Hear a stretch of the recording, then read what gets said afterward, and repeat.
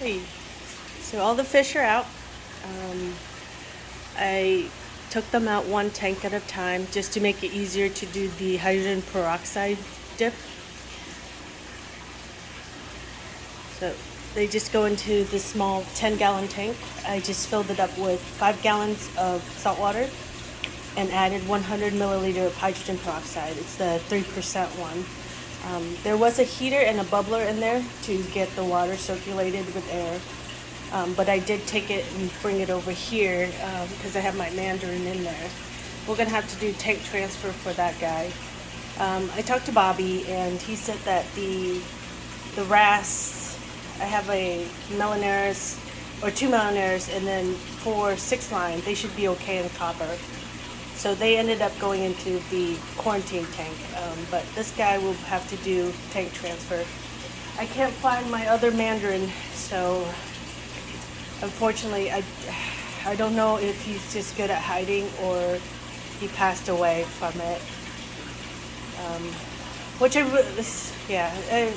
He was really fat and happy, so that's really unfortunate. But everybody went through the hydrogen peroxide dip for 30 minutes. We did have another casualty. It's this little guy right here. I actually got him from my buddy down the street a couple years ago. Bit of an asshole, but he was pretty cute. I tried to get her, I guess, a boyfriend, and she ended up beating the crap out of him, and he died. So he wasn't very nice, but still, he's quite cute. So yeah. So right now, I tested copper with the API, just because I don't have enough packets for the Hannah. Ellie's going to bring me some packets that she has. I tried looking online, but they're sold out, and Hot is sold out. So API it is, but once I get close to my goal, I use the packets for the Hannah to double check.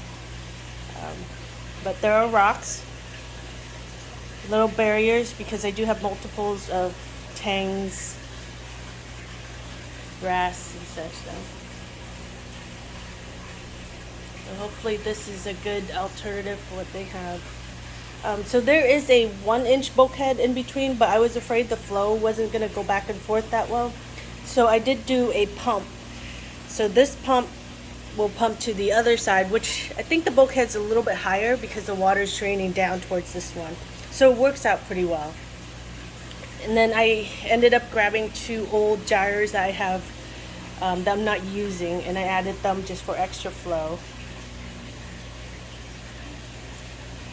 And my husband went and got a bunch of these giant plumbing, I can't remember what they're called now, just for the fish, just to let them hide and be a little bit more comfortable, since they're going to be in there for 72 days.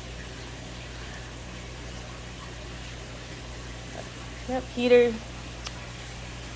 So I do have a hydros, and that's controlling the heat, the pH, the auto top off, just to keep the concentration of the copper constant. But yeah, so hopefully everything goes well. Casualty is low. There's a couple of tanks that are looking a bit worrisome, I guess. But we'll see what happens. Wish me luck.